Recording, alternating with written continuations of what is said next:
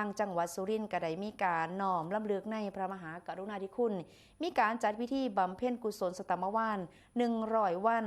อุทิศถวายแด่สมเด็จพระนางเจ้าสิริกิติ์พระบรมราชินีนาถพระบรมราชชนนีพันปีหลวงค่ะ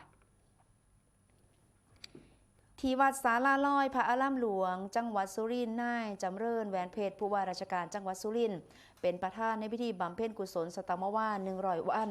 อุทิศถวายเป็นพระราชกุศลแด่สมเด็จพระนางเจ้าสิริกิติ์พระบรมราชินีนาถพระบรมราชชนนีพันปีหลวงพร้อมด้วยรองผู้ว่าราชการจังหวัดสุรินทร์ข้าราชการศาลทหารตำรวจและกับประชาชนเข้าร่วมพิธีอย่างพร้อมเพรียงเพื่อแสดงความจงรักภักดีและก็น้อมสำนึกในพระมหากรุณาธิคุณ